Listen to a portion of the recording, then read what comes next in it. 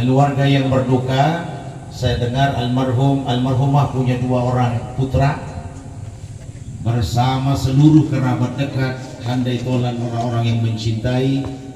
Semoga di hari ke-7 ini nanti sama-sama kita akan doakan, insya Allah semua keluarga beroleh kelapangan dada, kebesaran jiwa. Allah subhanahu wa ta'ala jadikan semuanya sabar, semuanya tabah dalam menghadapi musibah. Amin. Alhamdulillah, kita mengawali penyampaian tausiah saya di kesempatan takziah malam ini dengan mengajak kita sekalian kembali bersyukur kepada Allah. Kita semua diizinkan Allah hadir di majelis ini di rumah duka keluarga dalam rangka takziah sekaligus doa bagi ruh almarhumah Ibu Sia Puluhulawa yang wafat pada usia 70, di atas 70 tahun ya.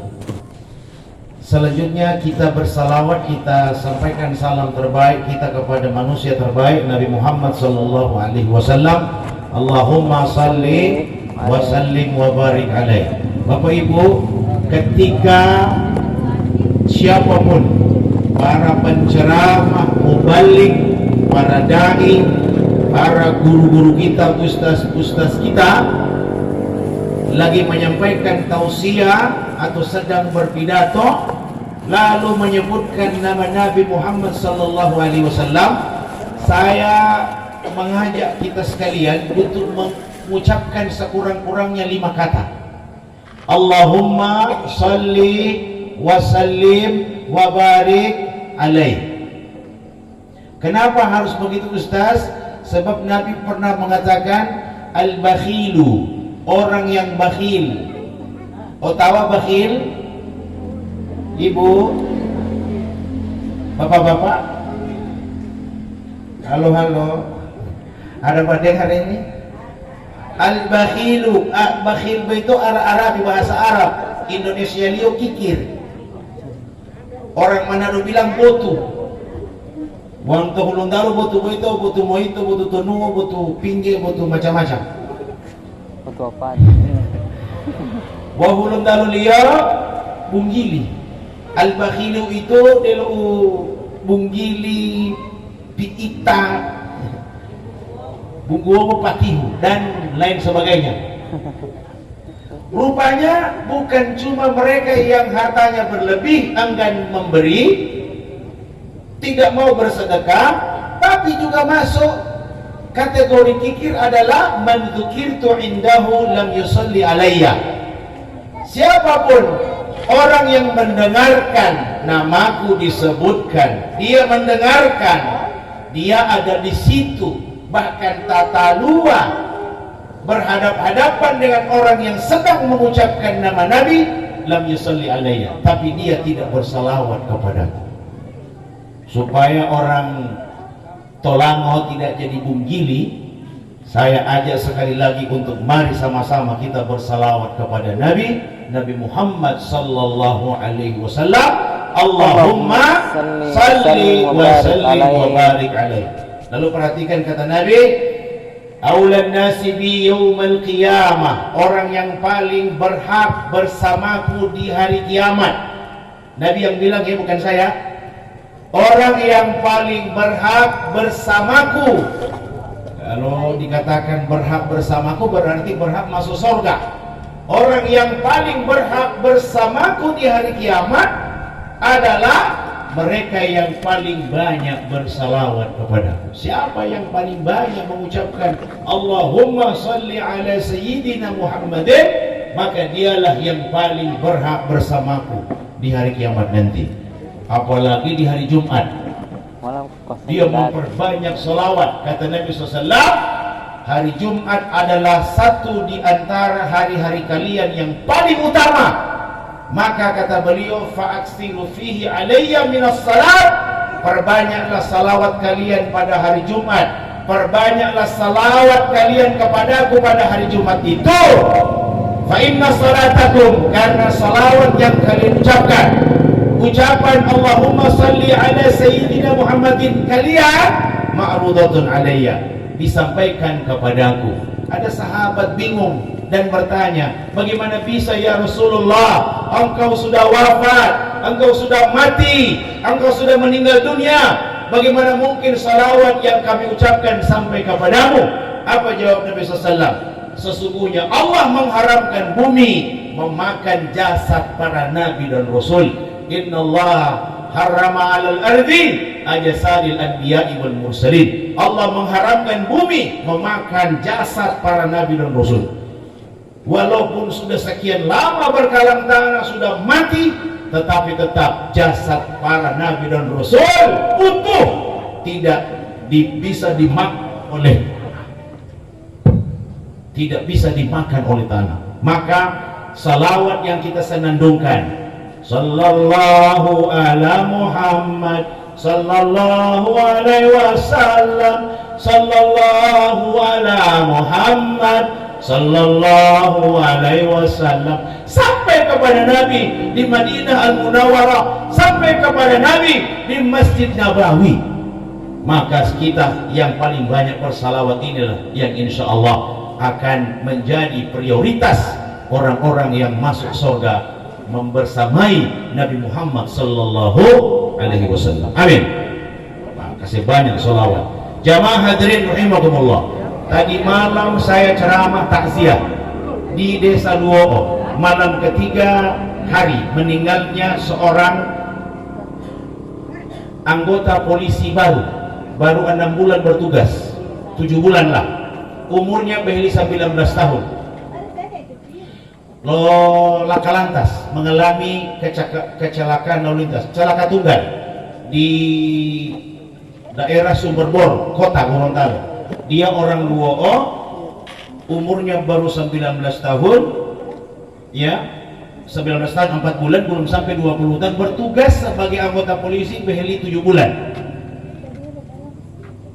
di Luo'o rumahnya. Ibunya sebelum saya ceramah bercerita, Ustadz, malam itu kami ada acara di kota, ada undangan keluarga dari anggota polisi, entah syukuran entah apa namanya. Begitu acara sudah mau selesai, tanggulio Teh Arya, almarhum boti Teh Arya boti malu Hindu, mak semua duluan, semua pulang lebih dulu. Ibunya bilang, hati-hati nak, ini jalan licin karena lagi hujan dan seterusnya, banyak kendaraan karena persis malam 25 Desember, malam Natal, kendaraan banyak. Sudah starter motornya sudah di starter, masih hidup motornya, dia turun lagi dan dia datang lagi ke ibunya, cium dulu mak. Lalu doakan saya, dia mak, doakan saya karena saya tahu doa ibu kepada anaknya pasti makbul. Ibunya pun menciumnya lalu mendoakannya. Tidak lama setelah itu ibunya dapat kabar dia meninggal dunia, meninggal di tempat karena mengalami kecelakaan. Lalu sambil menangis Timam Malio lo hungguli, Ustaz beti almarhum walalati beti to SMP tio lohama pesantren sanawiyah tolok 3 tahun. Lulus pesantren 3 tahun sanawiyah, lanjut ke Man Model, Madrasah Aliyah Negeri Model. Saya spontan, alhamdulillah. Terus saya tanya, apa tiap hari dia mengaji? Bu, dia ibunya jawab, Ustaz, ini anak saya pimpin sholat jamaah, selalu menjadi imam di sholat jamaah. Terus ada yang tanya, Ustaz, siapa orang baik-baik cepat mati? Nah ini yang saya mau jawab ini. Belum aku ti. Wow bolo hiya lamai kau dia watiawan rumah. Jamaah hadirin, pertanyaan ini saya jawab dan saya jadikan bahan ceramah di kesempatan ini. Kenapa Ustaz orang baik-baik cepat mati? Yang pertama saya jawab, yang mematikan menghidupkan tidak ada satupun makhluk kecuali Allah. Alladzi khalaqal mauta wal hayata liyabluwakum ayyukum ahsanu amala. Yang berkuasa mematikan menghidupkan hanya Allah. Sehingga kalau ada peristiwa kematian, Jangan ada suuzon, prasangka buruk. Gara-gara ada pini belakang rumah dia ustaz. Kopi di belakang pura-pura sekali po sedikit tempo. No bualingai kieu longoto ombongio ilate. Seolah-olah ada hubungan kematian orang itu dengan peristiwa dia pergi ke belakang rumah. Kalau disusul dengan pertanyaan, kenapa, apa hubungannya di belakang rumah itu apa? Ustaz, di belakang rumah itu ada pohon besar sekali. Wah, kenapa itu pohon? Lati liya. Seolah-olah dia mati karena lati. Sekali lagi, yang mematikan, yang mematikan hanya Allah. Bahkan Allah menyebut mauta duluan sebelum hayata. Khalaqal mauta. Allah tidak menyebut khalaqal hayata wal mauta, tetapi Allah menyebut mauta terlebih dahulu. Supaya apa? Kata para ulama, supaya kita lebih siap menghadapi mati, jamaah. Bahkan di satu ayat Allah katakan, kaifa takfuruna billah. Kenapa kita ingkar kepada Allah, tidak taat terhadap perintah Allah? Wa kuntum amwata, padahal dulu kalian mati. Sebelum hidup yang sekarang ini jamaah, itu ngamilah mati. Wa kuntum amwata, harusnya dari mati Allah bikin kita hidup, kita tidak kufur. Kenapa justru kufur? Harusnya kita banyak bersyukur. Tadinya kita mati, sekarang Allah hidupkan. Alhamdulillah. Tapi kenapa justru kufur? Kaifa takfuruna billahi wa kuntum amwata fa ahyakum. Allah menghidupkan dari mati itu. Tapi kata Allah, summa yumitukum. Dari mati ini, dari hidup sekarang ini, sebentar lagi kita akan dimatikan. Summa yuhyikum, setelah mati kemudian kita akan dihidupkan kembali. Summa ilaihi turja'un. Kemudian kepada Allah lah semua kita akan dikembalikan. Sebagaimana yang selalu kita ucapkan, inna lillahi wa inna ilaihi raji'un. Kita semua ini milik Allah. Siapapun kita adalah kepunyaan Allah, dan kepada Allah juga kita akan berpulang. Kita kepada Allah semua kita akan kembali. Nah, jamaah hadirin rahimakumullah, itu satu. Yang menghidupkan, yang mematikan, menghidupkan hanya Allah. Yang kedua, Allah punya sifat iradah. Iradah maksudnya berkehendak.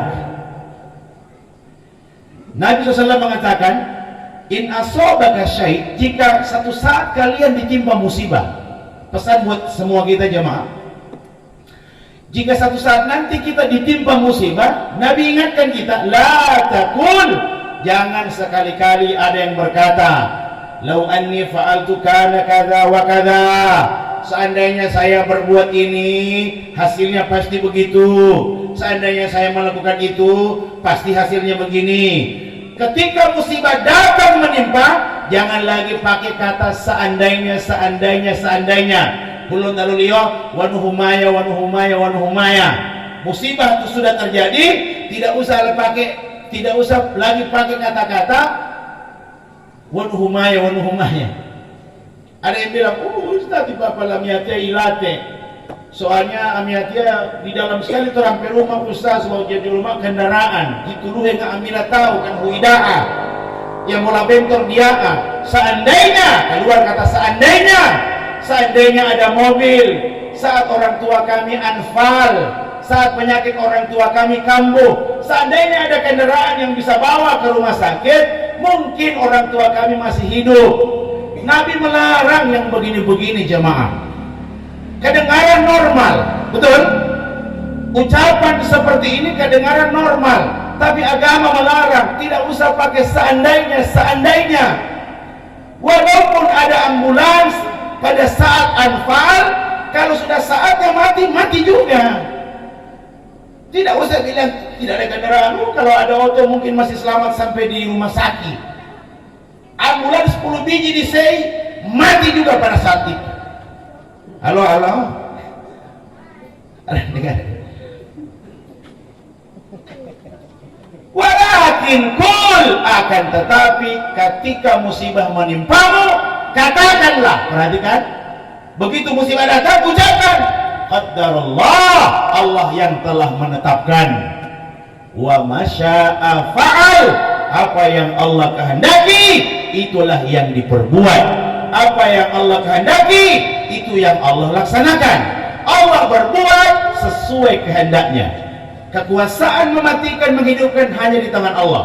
Dan di saat yang sama Allah punya kehendak.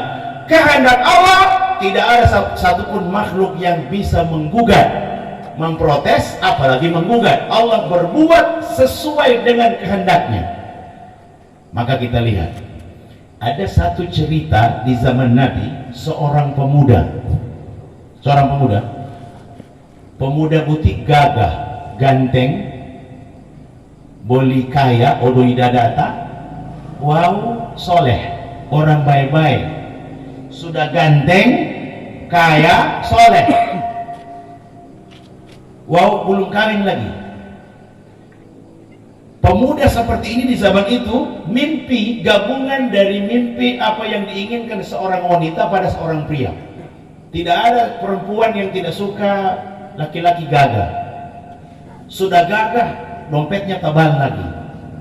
Sudah dompetnya tebal, beda haleluya. Siapa yang tidak suka laki-laki model begini, jemaah? Tiba-tiba Jibril alaihissalam, malaikat penyampai wahyu, datang kepada Nabi SAW. Ya Rasulullah, ya Habibullah, itu si fulan, pemuda itu waktunya tinggal beberapa hari hidup. Setelah beberapa hari itu pemuda akan meninggal dunia, ajalnya sudah dekat sekali. Padahal dia sehat. Pak, Bu, hati-hati yang merasa diri sehat, wow, yakin berumur panjang, hati-hati. Ini saya cerita pemuda ini. Sehat tidak hati odoi orang bagus, orang baik. Jibril datang menyampaikan informasi, ajalnya sudah dekat. Begitu Jibril pulang, pemuda ini dia panggil. Nabi SAW memanggil dan menyampaikan pesan dari Jibril.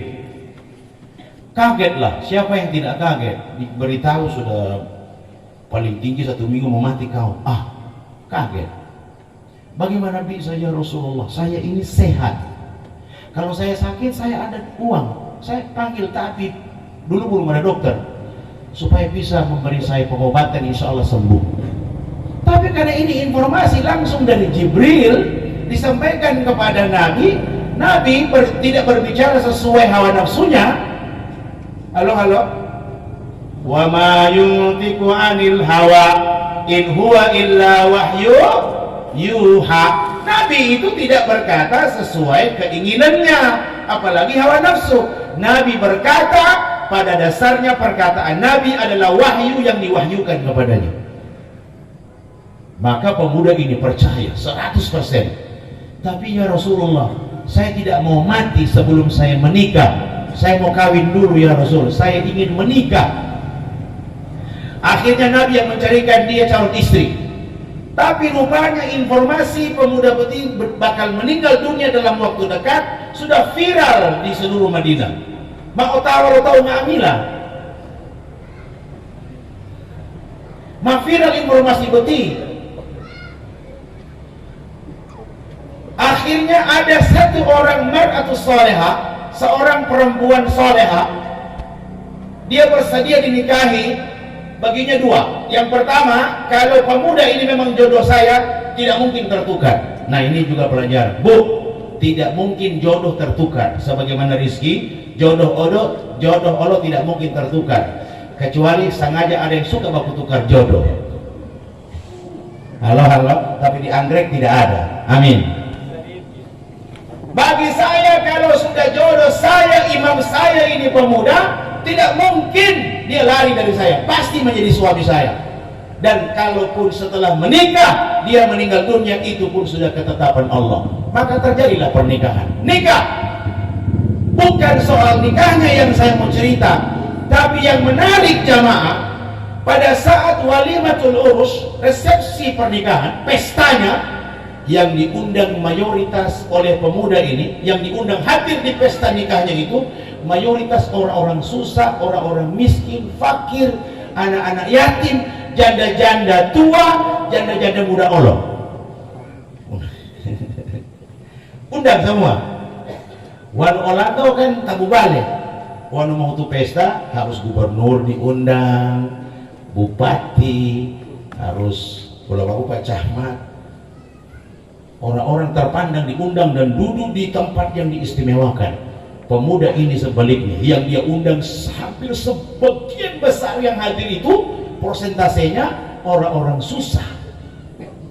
Pikir betil pemuda, ajal saya tidak lama lagi. Ini kesempatan terakhir saya mau memberi bersedekah. Kesempatan terakhir latihnya. Maka kemudian yang diundang adalah orang-orang susah. Ada satu lagi hadis dari Nabi SAW, seburuk-buruk makanan, minta maaf saya sampaikan hadisnya ya, seburuk-buruk makanan itu makanan pesta. Kalau mau putih, kenapa Ustaz makanan pesta menjadi seburuk-buruk makanan? Karena pesta itu hanya mengundang orang kaya makan di tengah-tengah, di tempat di mana banyak orang susah yang tidak diundang, hanya menonton dari luar, begitu. Lalu yang kaya kekenyangan, yang miskin kelaparan. Itulah yang menjadikan seburuk-buruk makanan pesta. Saya saran Bapak Ibu kalau bikin pesta, mau itu pesta, di samping ada pejabat, orang kaya, undang ini, kasihan orang-orang susah di sekitar tempat tinggal kita, di sekitar pesta itu, biar pestanya berkah, makanan yang dimakan juga berkah. Setuju? Jangan kasih yang bawa tahi kayawa, tahi miskinnya, tahi susawa, bohe orang menonton dari luar. Kalau dia duduk di kursi tamu, kalau harus itu kenapa tampas itu? Keke. Halo, mau berkah, undang orang. Buktinya pemuda ini, apa yang terjadi jamaah? Semua yang diundang orang susah. Walau ilwali, jamaah hadirin tanpa dikomando, tidak ada yang perintah. Tiba-tiba pesta yang harusnya liputi rasa sukacita, gembira, tiba-tiba jadi duka cita. Bukan karena tiba-tiba pemudanya meninggal, tidak, tapi karena seluruh tamu yang hadir, tidak ada yang suruh, tidak ada yang perintah, semuanya angkat tangan ke langit sambil menangis berdoa kepada Allah. Ya Allah, wah dia sudah kasih sedekah. Ya Allah, ini pemuda terlalu baik. Ini pemuda terlalu baik, ini orang soleh, orang baik, ringan tangan ya Allah. Keberadaannya betul-betul terasa begitu bermanfaat bagi kami tahi susawa. Dialah orang yang selama ini membantu saya, membantu kami ya Allah. Ya Allah, jika Engkau berkenan, panjangkan umurnya, tambah kehidupannya ya Allah. Jangan dulu matikan dia ya Allah. Doa orang susah Pak. Perhatikan, doa orang miskin, doa orang-orang teraniaya. Kata Nabi SAW, takutlah kalian kepada doa orang susah, karena antara mereka dengan Allah tidak ada hijab yang membatasi. Doa mereka tembus sampai bisa menggetarkan singgasana Allah Subhanahu wa Ta'ala. Hati-hati, jangan suka menganiaya orang susah, karena kalau mereka berdoa angkat tangan, tidak ditolak doa mereka. Saya minta maaf buat para pemimpin, jangan menganiaya rakyat susah. Mudahkan urusan mereka, salurkan hak mereka. Jangan sampai justru disimpan. Apa yang harus sampai justru disimpan. Bahaya. Halo. Jamaah hadirin, semua menangis. Angkat tangan, ya Allah, ini pemuda baik sekali, dia kaya tapi tidak sombong. Dia kaya sekali, ya Allah, kok tidak menggili. Kaya dia kok ringan tangannya, dia tidak menggili, dia piita, dia membuang. Pokoknya baik-baik sekali dia ini, ya Allah, panjangkan umurnya, tambahkan usianya. Singkat cerita, ini pemuda tidak jadi mati. Oke? Ini pemuda tidak jadi mati. Di satu riwayat dijelaskan pemuda ini sempat punya keturunan. Nabi heran dan memanggil. Tidak mungkin Jibril berbohong, tidak mungkin. Halo. Tidak mungkin Jibril salah memberi informasi, tidak mungkin. Ditanyalah oleh Nabi kepada pemuda ini, apa amalanmu wahai fulan? Apa yang sudah kau lakukan hingga umurmu diperpanjang oleh Allah? Konon Bapak Ibu, sebagian ulama, tidak semua ulama, Sebagian ulama mengatakan ini yang menjadi penyebab turun ayat ke-39 surah Ar-Ra'd. Saya ulangi sekali lagi ayatnya ya, ayat ke-39 surah Ar-Ra'd. Yang punya handphone smart silahkan buka surah Ar-Ra'd ayat ke-39. Bunyinya begini. A'udzu billahi minasyaitonir rajim. Bismillahirrahmanirrahim. Yamhullahu ma yasha'u wa yuthbit wa indahu ummul kitab. Allah menghapus apa yang Dia kehendaki dan Allah menetapkan apa yang Dia kehendaki. Tafsir ulama, Allah membuat keputusan itu Dia hapus, lalu Dia buat keputusan yang baru.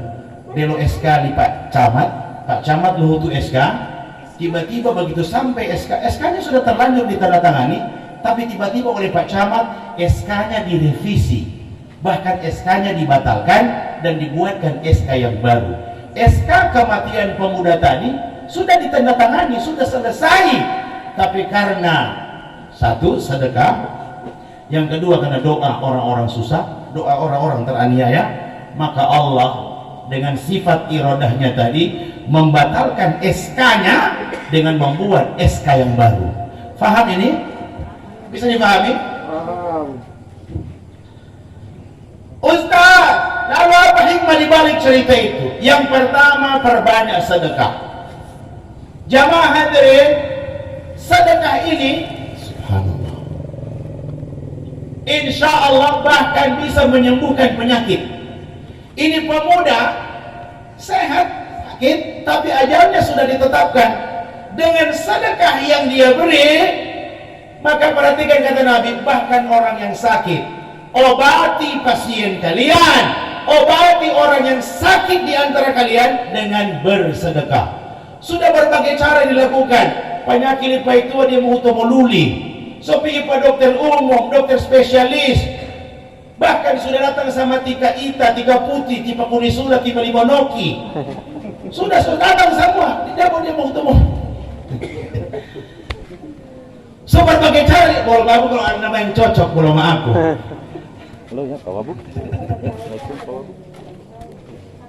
Berbagai cara sudah dilakukan, tapi dia mau mengulik. Cara terakhir, bawa beras sekoli dua koli, bawa di panti asuhan. Cari orang susah dari kalangan keluarga kita. Kalau tidak kita temukan dari keluarga kita, tetangga di samping rumah kita, bawakan makanan, bawakan uang, bantuan apa saja, ikhlas karena Allah Subhanahu wa taala. Lalu pada saat kita menyerahkan sedekah, kita bermohon kepada Allah, asbab sedekah ini, ya Allah, sembuhkan orang tua saya. Dicoba Bapak Ibu jamaah. Bukan saya yang bilang, kata Nabi SAW, dawu mardakum bis sedekah. Obati orang sakit di antara kalian dengan bersedekah. Kalau tanya dokter, dok, apa hubungannya sedekah dengan sembuh penyakit? Dokter bilang tidak ada hubungan. Kalau Anda bilang sakit kepala, saya rekomendasi minum Paramex, sembuh. Betul ya? Tapi kalau sakit kepala bersedekah, di mana hubungannya penyakit sembuh? Rupanya dokter, minta maaf ya, kalau dokter berumat beriman, dia paham. Di satu hadis Nabi bilang begini, ar-rahimuna, orang-orang yang saling menyayangi, orang-orang yang saling mototoli'ano, yarhamhumur rahman, disayangi oleh yang maha penyayang. Kita yang saling cinta, percayalah akan dicintai oleh yang maha mencintai. Itu sebabnya kata baginda Nabi, irhamu man fil ardi yarhamukum man fis sama. Sayangi, cintai, kasihi yang di bumi, otomatis yang di langit akan mengasihi. Kalau yang di langit sudah mengasihi, kalau yang di langit sudah mencintai, menyayangi, apapun doa permohonan kita tidak ditolak oleh Allah Subhanahu wa taala. Bisa dipahami? Saling berkasih sayanglah kita, yang di langit otomatis akan menurunkan rahmat dan kasih sayangnya. Kalau Allah sudah merahmati, Allah malu saat tangan kita tengadahkan keharibaannya, lalu kita turun dengan permohonan tanpa dikabulkannya. Allah malu ketika melihat ada hamba yang dikasihinya, ada hamba yang disayanginya, mengangkat tangannya bermohon kepadanya, lalu dia turun tanpa memberi jawaban apa-apa. Allah malu. Maka jadikan asbab sedekah itu sebagai penyebab, insya Allah pasiennya sembuh. Amin. Itu berarti seseorang boleh diperpanjang umurnya, betul? Sudah ajal tapi tiba-tiba panjang lagi umurnya. Itu sebabnya Nabi bilang, siapa yang ingin diperpanjang usianya, siapa yang ingin diperluas rizkinya, rizki liyo mali mutanggalo, tumulo mali haya-hayao, man sarrahu ayyabsatallahu fi rizkihi wa yunsa'u lahu fi atharihi falyasil rahimah, bersilaturahimlah. Siapapun yang ingin rizkinya lapang, umurnya panjang, bersilaturahimlah, baku-baku baik dengan orang. Karena umur tidak mungkin bertambah, la yazidu fil umri illa albir. Tidak terjadi pertambahan pada usia kecuali karena kebaikan-kebaikan. Kebaikan pertama dan utama, kebaikan bersilaturahim. Tetapi di saat yang sama jamaah, Allah juga punya iradah. Kalau umur bisa diperpanjang, Allah juga bisa memperpendek. Minta maaf ya, kalau kasus ini terjadi perpanjangan usia, sudah mau mati tapi tiba-tiba tidak jadi mati karena sedekahnya, karena silaturahimnya, karena sedekahnya, dan karena doa orang susah kepadanya, usianya jadi panjang. Tapi ada kasus lain, ini minta maaf, di Jakarta baru-baru ada seorang perempuan cantik sekali, cantik dada lemah. Dari mana itu? Karena cantiknya, dia senang memperlihatkan kecantikannya kepada semua laki-laki. Maka dengan pakaian seadanya, pakaian yang transparan, pakaian yang kelihatan seksi, dia keluar dari rumahnya hendak pergi ke suatu tempat dengan menumpang kendaraan angkutan kota. Otomatis saat dia berjalan, hampir semua mata laki-laki tertuju kepadanya. Sudah cantik, boleh seksi, dan dia sengaja, makin banyak orang lihat, makin dia baegis, makin dia bikin diri. Begitu dia naik angkot, betiti buah beti ya, rupanya di angkot itu sudah ada yang duduk duluan, penumpang, seorang ustaz, seorang kiai, ustaz yang sudah lanjut usianya sudah di atas 50. Begitu dia duduk, kaget ini kiai, mata li kiai langsung terbelalak. Wah, diuji iman. Pemandangan yang indah ini. Tapi kiai tahan nafas juga, jantungnya berdebar. Tapi dia kalahkan perasaan, dia kalahkan syahwatnya dengan berusaha dia menasehati. Begitu kendaraan sudah jalan, kiai itu ngomong, wahai anak gadis, minta maaf, apakah di rumahmu sudah tidak ada pakaian yang lebih pantas kau kenakan? Apakah di rumahmu sudah tidak ada jilbab yang bisa menutupi kepalamu? Apakah di rumahmu sudah tidak ada pakaian yang besar menutupi lekuk-lekuk tubuhmu? Mendapatkan nasihat seperti ini, betiti buah beti langsung berbalik arah berhadap-hadapan dengan Pak Kiai. Dia menerima nasihat, bahkan Pak Kiai dia semprot.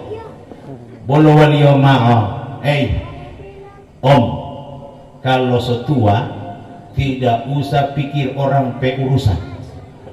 Kalau sudah bau tanah, urus urusan sendiri. Jangan urus orang pe urusan. Saya mau pakai baju ke, saya tidak mau pakai baju, bukan urusan situ, ya. Bukan urusan Anda, urusan saya. Kita nafsi-nafsi. Rupanya dia ngerti juga ini soal nafsi-nafsi. Saya mau pakai baju, saya mau telanjang, bukan urusan Anda. Oh, itu urusan saya. Dan kalau Anda tidak puas, bilhemat bahwa putih suara lima dia malah hulumo. Keras sekali melengking. Semua orang yang menumpang sudah jadi takut. Kalau Anda tidak puas, wahai Tuan Kiai, saya tantang Anda telepon Tuhan sekarang juga. Deh, coba dia. Dia bilang telepon Tuhan. Kalau Tuhan punya nomor telepon, telepon sekarang Tuhan. Saya tantang Tuhan, matikan saya sekarang dan masukkan saya ke dalam neraka. Jadi dia sudah menghina ulama, di saat yang sama dia menantang Allah. Tidak ada lagi yang bersuara. Mobil kemudian berjalan sesuai rutenya, berjalan pelan tapi pasti. Tibalah mobil ini di terminal.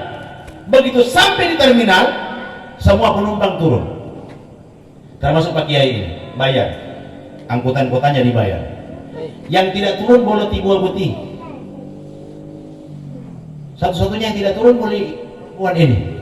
Sopirnya kasih tahu, Dek, sudah sampai, turun saja. Kendaraan sudah mau jalan lagi. Tidak ada gerakan. Dipanggil-panggil lagi. Cewek, so sampai. Anu bahasa Ulanda, so sampai. Dia mau dia gerakan. Ada yang mulai curiga, jangan-jangan sudah terjadi sesuatu ini. Didorong dengan sedikit tenaga, roboh ini perempuan. Sudah tidak lagi bernyawa. Coba lihat. Nih. Dia dijemput Malikil Maut setelah menghina ulama, menghina ustaz, menghina kiai, dan pada akhirnya dia tantang Allah. Tiba-tiba datang Malikil Maut, pahut DP nyawa. Oke? Pahut. Kalau cerita sebelumnya usianya diperpanjang, kalau ini umurnya dipercepat, hidupnya dipercepat. Yahullahu ma yasha'u wa yuthbit wa indahu ummul kitab. Allah menghapus apa yang dia kehendaki, Allah membuat keputusan yang baru, Allah menetapkan apa yang dia kehendaki. Allah bisa membuat keputusan lalu merubah keputusan itu dengan membuat keputusan yang baru. Kenapa? Wa indahu ummul kitab, karena hanya di sisi Allah yang namanya ummul kitab. Walaupun itu ummul kitab Pak Ustaz, ummul kitab bahasa lainnya adalah lauhil mahfuz.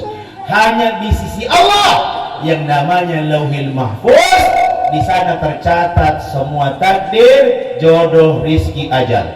Maka Allah bisa membolak-balikkan jodoh seseorang, rizki seseorang, dan ajal seseorang. Maka jamaah, mari ambil pelajaran dari peristiwa kematian almarhumah. Ya, siapapun dan apapun kita, bisa ditambah usianya, tapi bisa dipercepat ajalnya. Tergantung amalan kita masing-masing. Memang ada ayat mengatakan fa idza jaa ajaluhum la yastakhiruna sa'ah wa la yastaqdimun. Kalau sudah datang ajal, maka tidak bisa dimaju sesaat, tidak bisa diundur sesaat. Itu kalau ajalnya sudah datang. Tapi kalau masih ada 2 hari 3 hari, Allah masih bisa tunda. Begitu ya. Tapi kalau sudah tiba saatnya, sudah tidak bisa apa-apa lagi. Maka mari, Nabi mengajarkan kita satu jenis doa. Allahumma tawil umurana. Ya Allah, panjangkan umur kami. Jamaah hadirin, kepada keluarga, inilah ketetapan Allah Subhanahu wa taala. Yang paling penting, sikapi musibah ini dengan kesabaran, dengan keridhaan, dan memperbanyak doa. Saya ulangi sekali lagi, sikap paling utama dalam menghadapi musibah adalah dengan bersabar dan terus berdoa, jangan sampai berhenti. Begitu hari ke-7 selesai, hari ke-8 tidak lagi berdoa. Apalagi anak-anak, teruslah mendoakan almarhumah ibunda, teruslah mendoakan orang-orang yang kita cintai, yang telah mendahului kita. Pelajaran pentingnya adalah, kalau peristiwa itu dialami oleh orang sebelum kita, maka peristiwa yang sama pun bisa dipastikan, bahkan pasti kita semua bakal mengalami. Kullu nafsin dha'iqatul maut, setiap jiwa, setiap orang akan merasakan mati. Tidak ada yang hidupnya kekal, tidak ada yang terus-menerus ada. Semua ada batasnya, semua ada terminalnya, semua ada ajalnya. Saya kira itu, ya, Mamuanu itu sudah, ya. Dulu jamaah hadirin, saya ingin menyampaikan pesan tambahan karena masih ada kata-kata donggolo PE dari dalam. Saya mau bilang begini, saya minta maaf jamaah. Ini suasana sekarang tanggal 27 ya, 28 ya, 28. Barusan tanggal 25 Desember saudara-saudara kita Nasrani memperingati hari Natal. Nabi SAW melarang kita untuk mengganggu orang non-muslim beribadah sesuai keyakinan. Pertama, Al-Quran yang bilang la ikraha fid din qad tabayyana rusdu minal ghayy.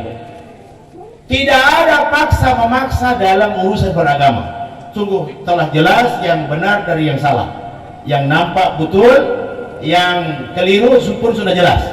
Jadi tidak boleh paksa memaksa.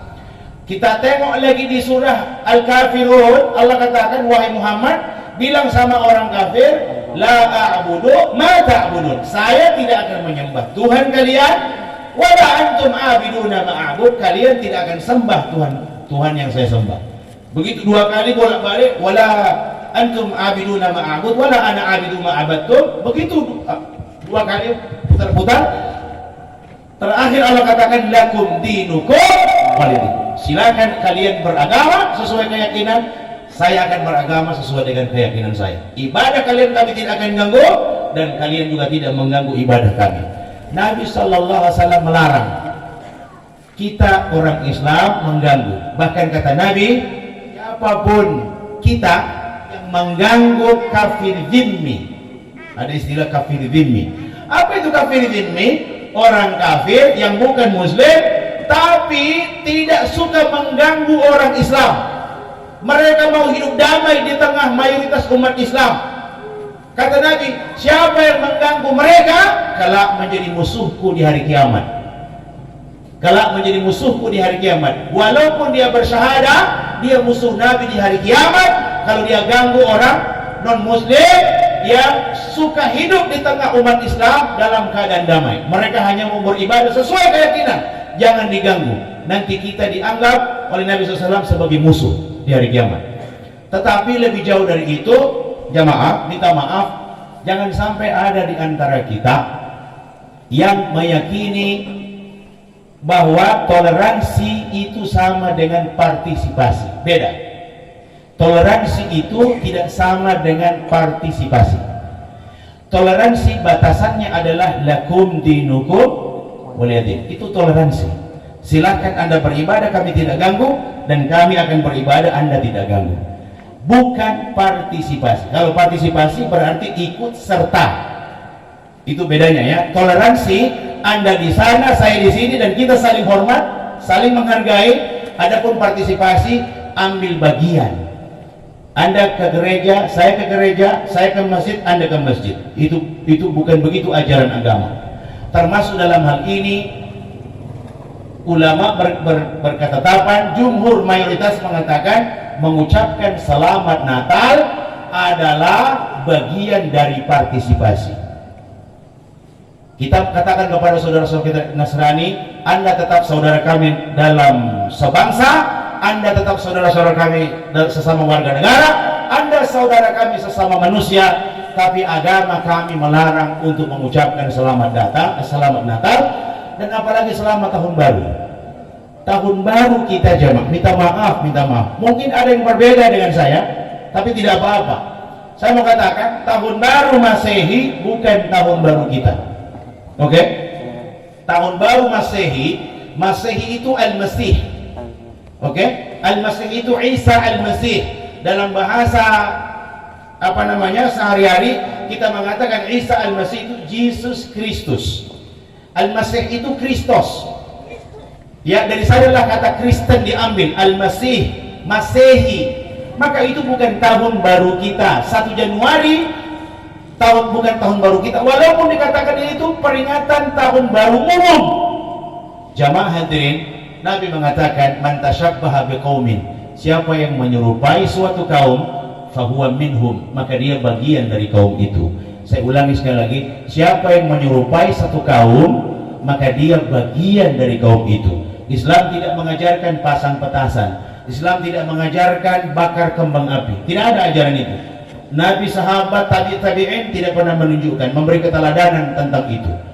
Lalu kalau ada di antara kita yang mempraktikkan ini adalah tradisi dan kebiasaan mereka, saudara-saudara kita yang non-muslim. Siapa yang menyerupai satu kaum, maka dia bagian dari kaum itu.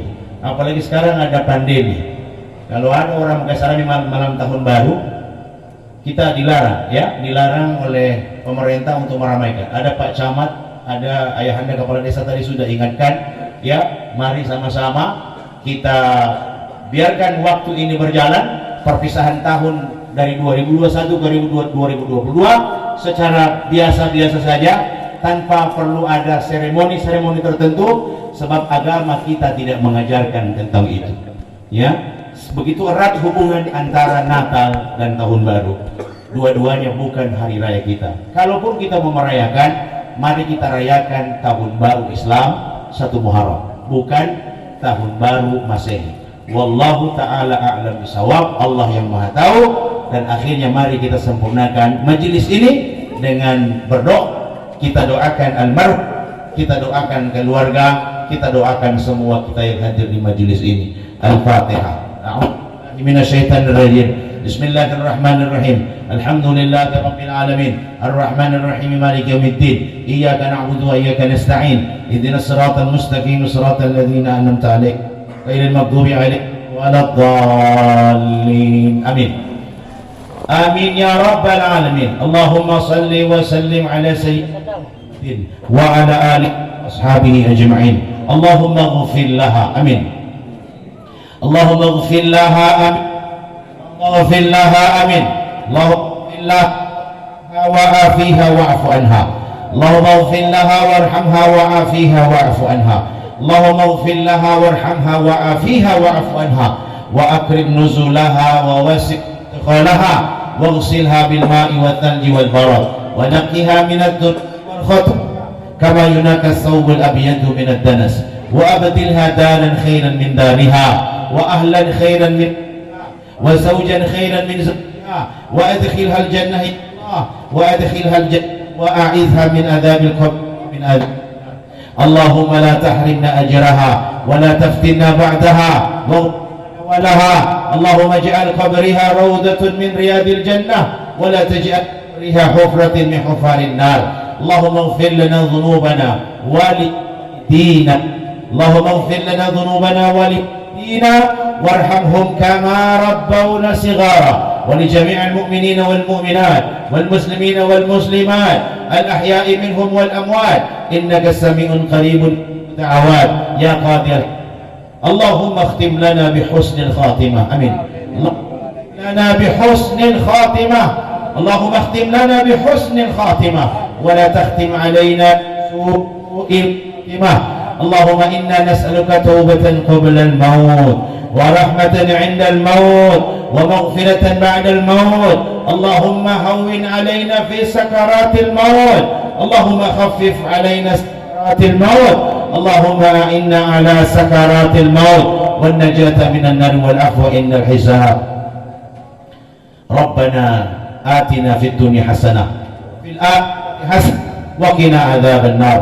يا أيتها النفس المطمئنة ارجعي إلى ربك راضية مرضية فادخلي في عبادي وادخلي جنتي. إنا لله وإنا إليه راجعون. وصل اللهم وسلم وبارك على سيدنا محمد وعلى آله وأصحابه أجمعين.